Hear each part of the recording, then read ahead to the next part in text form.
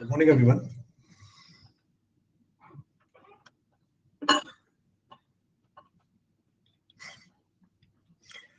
Is audio video clear for all? Audio video clear है सबके लिए?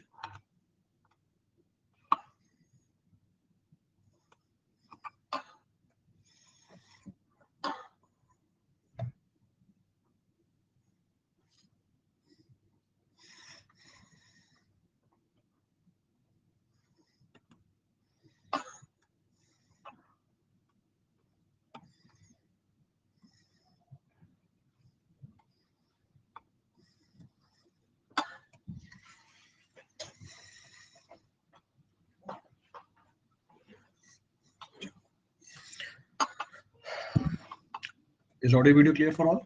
Audio video clear है सबके लिए? Clear है. So ये क्लास थी थर्सडे की. It is being rescheduled for today. Morning में हो रही है पहली बार. चलो कोई बात नहीं.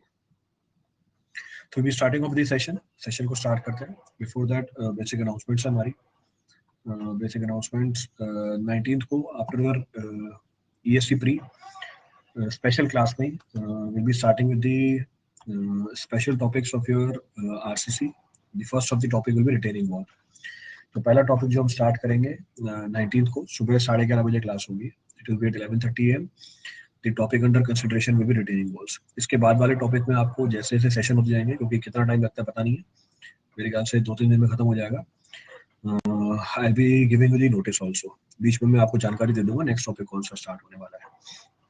नेक्स्ट अनाउंसमेंट आपका अनअकैडमी कॉम्बैट है 18th को और 25th को 11 बजे. स्कॉलरशिप टेस्ट सीरीज है. जो भी स्कॉलरशिप मिलती है आपको एज पर द रैंक उसको आप यूज कर सकते हो to avail your subscription. Next जो भी प्राइस हाइक होने वाली है उसकी डेट अनाउंस हो गई 21st से ही एग्जैक्टली. और मेरे ख्याल से 21st से बैच भी स्टार्ट हो रहा है. बैच स्टार्ट हो रहा है जिसमें I be starting with geo technical engineering. जिससे हम जियोटेक स्टार्ट करेंगे.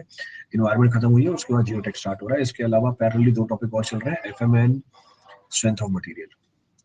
देन ऑन 18th जब आपका ईएससी प्रीलिम्स है उसी दिन आपकी लाइव एनालिसिस होगी पेपर की. For that you can scan this code. तो सिविल इंजीनियरिंग के हो आप सारे, उसके लिए आप ये वाला कोड स्कैन कर सकते हो. या तो इसको अभी फोटो खींच लो इसकी. जब फोटो खींच लोगे इसी को स्कैन करोगे आपका सेशन स्टार्ट हो जाएगा. Your session will get started. अगर कोई और ब्रांच का बैठा हुआ है यहाँ पे तो हर एक ब्रांच के लिए आपको कोड मेंशन किया हुआ है यहाँ पे. You can directly scan these codes to start the class. Next आपका एक बैच स्टार्ट हो रहा है. One of the batch starting on 21st of July, जिसमें हाईवे इंजीनियरिंग भी स्टार्ट हो रही है. They are starting with the highway engineering. Then one more information to be given is on the plus for 12 month additional 2 months and for 24 months additional 4 month is also being provided. अब हम start करते हैं हमारे session से. Will start with the session. Session से start करते हैं. Chat and pole में क्वेश्चन किया ऑफ. चलिए अब कुछ भी नहीं बचा हुआ इसमें. इसको तो ले जाओ मेन पेज के ऊपर. ये वाला पेज खोल दिया आपके स्कैन करने के लिए. चलिए अब एक एक करके बात करते हैं.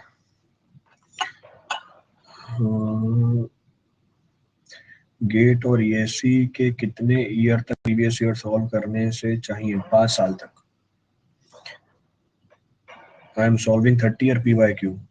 परमात्मा हो तुम, 30 साल के पीवाईक्यूज कर रहे हो. You are preparing for ESE 2222.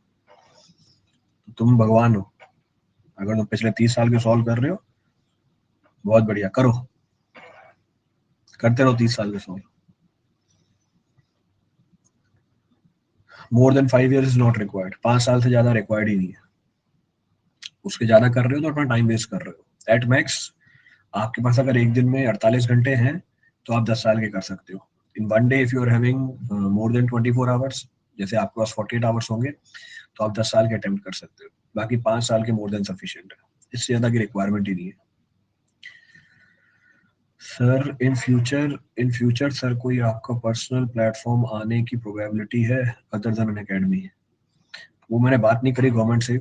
मेरे साथ वो प्लेटफॉर्म बेच रहे हैं, अभी प्राइवेटाइज कर रहे हैं प्लेटफॉर्म को. तो अगर प्राइवेटाइजेशन होगी प्लेटफॉर्म्स की तो मैं जरूर एक प्लेटफॉर्म खरीदूंगा. जयपुर में खरीद लूंगा एक प्लेटफॉर्म में। सो आई ट्राई टू, हाँ वहीं पे रहता हूँ तो वहाँ पे एक प्लेटफॉर्म जरूर कर दूँ। तो फ्यूचर में वो डिपेंड करता है गवर्नमेंट की पॉलिसीज कैसी हैं। अभी रेलवे मिनिस्टर नया आया है, तो हाँ वो है भी ऐसे ही।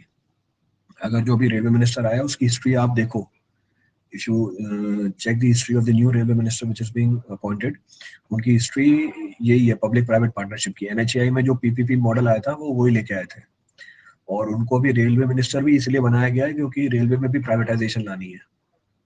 तो ये आपको उनकी हिस्ट्री बता रहा हूँ मैं अभी, कुछ एक दो सालों में आपको ये चीज दिख जाएगी। तो अगर उन्होंने पीपीपी मॉडल लाया है तो जरूर मैं एक प्लेटफॉर्म लूंगा, आई बाय वन प्लेटफॉर्म। चलिए, हाँ आगे। Sir please suggest how to जज any educator that he is best for us और not. All the educators are best, सारे एजुकेटर बेस्ट है, किसी से भी पढ़ लो। Sir being a civil engineer, apart from the subject knowledge, what all skill we should focus on?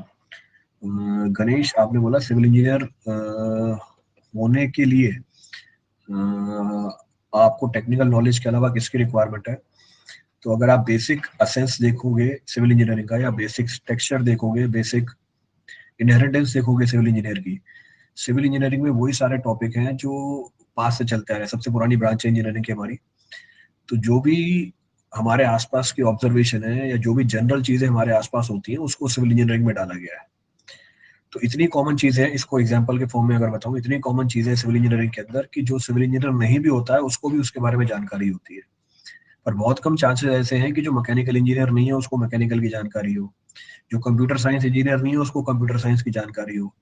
पर एक नॉन सिविल इंजीनियर को सिविल इंजीनियरिंग की जानकारी जरूर होगी। अपने घर पे पूछना कि छत डलने में कितना टाइम लगता है, बता देंगे आपको, पूरा ज्ञान दे देंगे आपको। आपको नहीं पता होगा, पर आपके पापा, आपके दादा जिन्होंने घर बनवाया होगा वो आपको सारा ज्ञान दे देंगे कि जो स्लैब की कास्टिंग होती है कितने दिनों में होती है, कितना रीइंफोर्समेंट डलता है, कितने टाइम के लिए फॉर्मवर्क रखते हैं, सब कुछ बता देंगे आपको। रीजन बीइंग, बहुत पुराने टाइम से ये चीजें चलती आ रही है। तो apart from theoretical knowledge, apart from technical knowledge, आपको बस क्या रखनी है, अपनी ऑब्जर्वेशन ऑन रखनी है। जो भी चीजें आपके आसपास होती जा रही है उसको ऑब्जर्व करते जाओ, उसको एनालाइज करते जाओ। बस इसी चीज की रिक्वायरमेंट है। अगर ये चीज आप शुरू से करते आ रहे हो तो आपकी सिविल इंजीनियरिंग बहुत आसान हो जाएगी। Your civil engineering will be much simplified. Please tell me, can I ask construction management question? बेटा ये टेक्निकल सेशन नहीं है। टेक्निकल सेशन जब मैं देता हूँ तब आप ये फालतू के सवाल पूछते थे वहां पे। तो ये फालतू के सवाल पूछने के लिए मैंने ये सेशन रखा। अब जब ये सेशन रखा तो आप टेक्निकल सवाल पूछ रहे हो, तो आप चाहते क्या हो? जब टेक्निकल सेशन चलता था उसमें फालतू के सवाल पूछे जाते थे, इसलिए मैंने एक सेशन ही रखा फालतू के सवाल पूछने के लिए कि पूछो इसमें जो पूछना है। यहाँ पे आके फिर टेक्निकल सवाल पूछ रहे हो।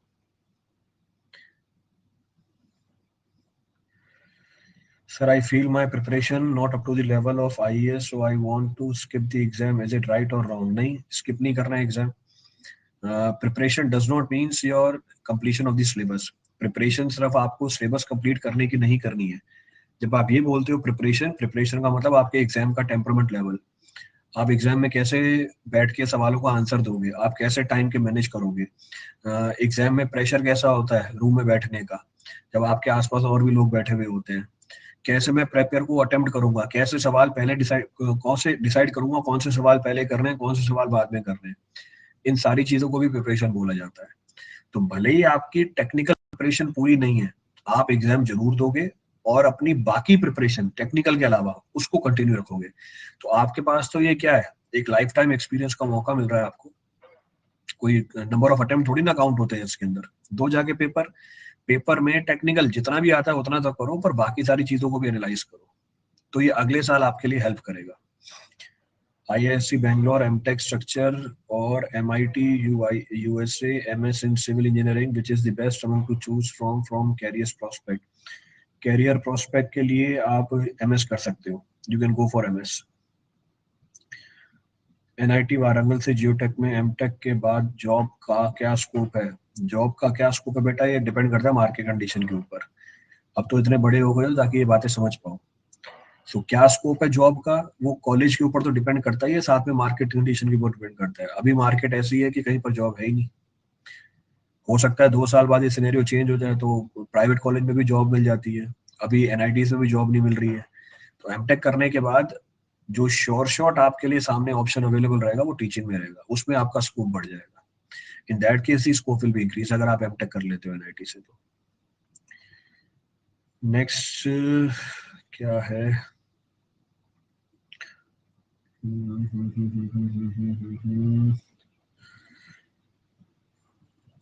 आपकी गेट बुक आएगी क्या पीवाईक्यू की? हाँ, गेट बुक आएगी पीवाईक्यू की, सारी बुक आ जाएंगी अभी। कुछ सॉफ्टवेयर जो सिविल इंजीनियर के लिए यूजफुल हो सकता है। सिविल इंजीनियर के लिए यूजफुल कहाँ पर?